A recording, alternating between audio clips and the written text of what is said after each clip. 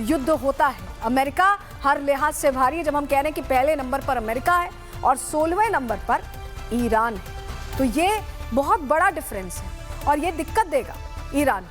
Iran की जमीन पर महायुद्ध की तैयारी है, तो वहीं डोनाल्ड ट्रंप के समर्थक उन लोगों का माहौल बना रहे हैं जो अपने गाजा वाले एजेंडे का पोथी पत्रा लेकर सड़कों पर उतरे हैं, घूमते दिख रहे हैं। डोनाल्ड ट्रंप के समर्थकों ने हमास के समर्थन में प्रदर्शन कर एक महिला पर कैसे एक साइकोलॉजिकल हमला बोला है, आप जरा इस तस्वीर में देखिए।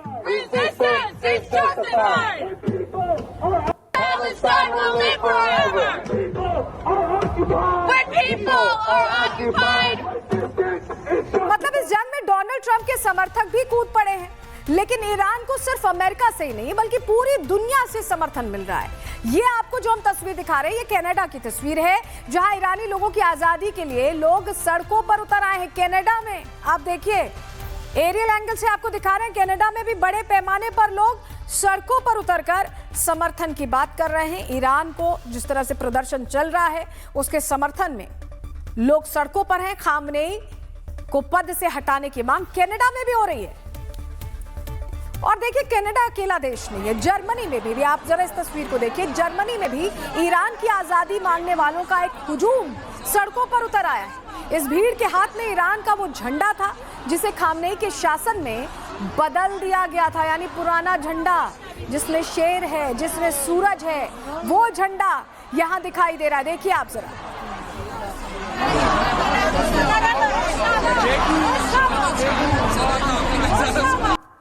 देखिए, लंदन में भी, सिर्फ यहीं पर नहीं, जर्मनी कनाडा में ही नहीं, लंदन में भी 30,000 से ज्यादा लोग सड़कों पर उतर आए। ये सभी लोग ईरान के उन लोगों का समर्थन करते दिखे जो खामनेई शासन की बंदिशों से मुक्ति चाहते हैं, आजादी चाहते हैं, उनका समर्थन करते दिखे।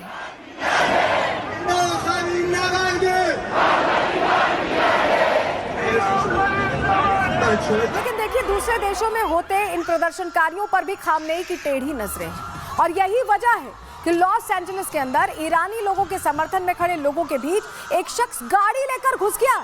इसे व्हीकल जिहाद के नाम दिया जा रहा है, जहां कट्टरपंथी गाड़ी में बॉम्ब नहीं लगाते हैं बल्कि गाड़ी से ही लोगों पर अटैक कर देते हैं। देखिए, ये वही तस्वीर है।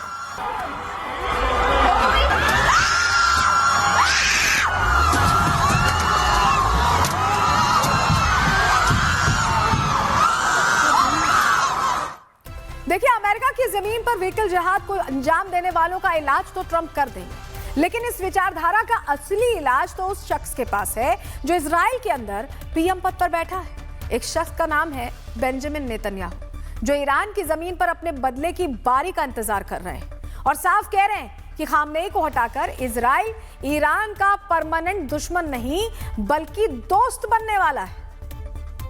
ישראל עוקבת בדריכות על הנעשה באיראן. הפגנות למען החירות התפשטו ברחבי המדינה. העם בישראל, העולם כולו, משתאה מול הגבורה האדירה של אזרחי איראן. देखिए, नेतन्याहू को लेकर कहते हैं कि उनका वर्किंग स्टाइल प्रधानमंत्री मोदी के जैसा है। मतलब एक बार जो कमिटमेंट कर दी उसे पूरा डिलीवर करते हैं। ऐसे में सवाल उठता है कि क्या गाजा से हमास का सफाया करने के बाद इजराइल के सैनिक अब तेहरान की गलियों में घूमते हुए नजर आएंगे? और क्या हमास को जहन्नुम भेजने के बाद इजराइल के सैनिक ईरान के अंदर कुछ बड़ा करने वाले हैं?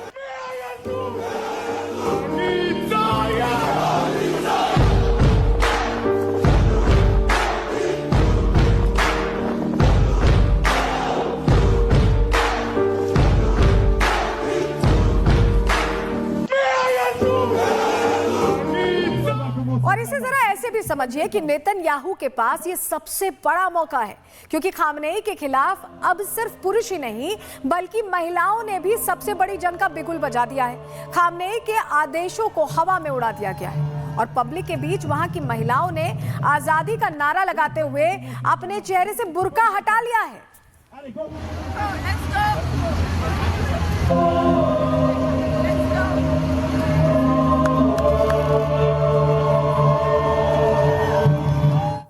और जानते हैं, ये महिलाएं ज्यादा कुछ नहीं, सिर्फ अपना हक मांग रही हैं। इन महिलाओं का कहना है कि ईरान का मूल अस्तित्व कभी ऐसा था ही नहीं।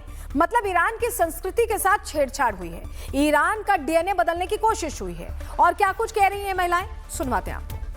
Islam isn't the religion of Iran, or isn't the religion of ancient Persia.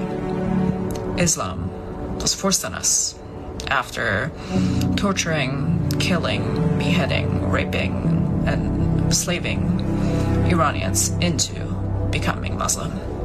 Many agree that the fate of Iran should be in the hands of the Iranian people.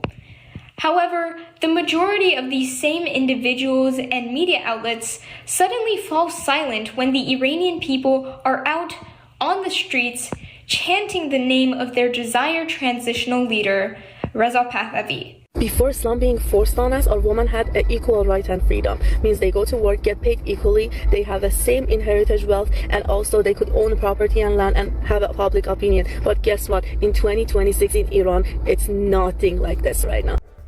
तो सुना आपने, महिलाएं सीधे कह रही हैं कि उन्हें अब ईरान बदला हुआ चाहिए, बेहतर चाहिए।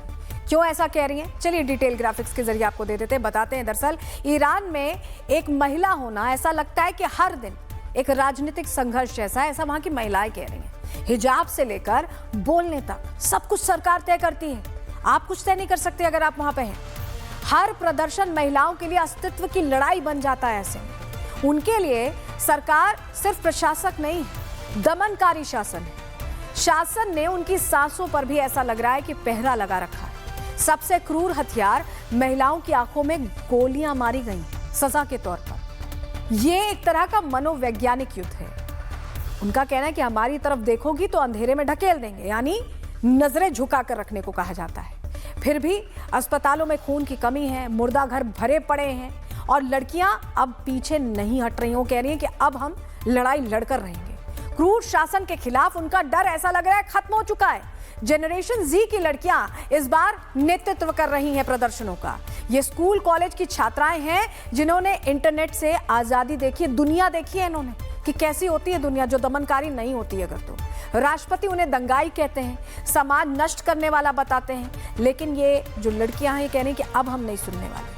लेकिन वो समाज को नष्ट नहीं बल्कि बदलने की पहल कर चुकी हैं जनरेशन जी की लड़कियां, और ऐसे समाज को बदल रही हैं जो उन्हें दोयम दर्जे का नागरिक मानता है। खामनेई कहते हैं कि इस्लामिक रिपब्लिक पीछे नहीं हटेगा, ये उनका कहना है। और इस धमकी के बाद भी निहत्थी लड़कियां सामने खड़ी हैं और अपनी लड़ाई लड़ रही हैं। वो लड़कियां जो गोलियों के बीच भी सीना तान कर खड़ी हैं, सामना करने को तैयार हैं, वो बोल रही हैं कि इस बार ईरान को बदलेंगे और बदलकर उसके उस स्वरूप में लाएंगे जहां लड़कियों की जिंदगी दोयम दर्जे की नहीं बल्कि आजादी से भरी होगी, वो अपने फैसले ले सकेंगी, इसकी कोशिश कर रही हैं। और यही वजह है कि अब खामनेई ने जो करने के लिए मना किया था, ये लड़कियां, ये महिलाएं वही कर रही हैं। खामनेई ने इन महिलाओं को गाना गाने के लिए मना किया। आजादी नहीं है, आप पब्लिक प्लेसेस पे गाना नहीं गा सकते, ऐसा ईरान में है। लेकिन देखिए ये महिलाएं अब खुलकर गाना गा रही हैं, वो सब कुछ कर रही हैं जिसकी आजादी इन्हें होनी चाहिए।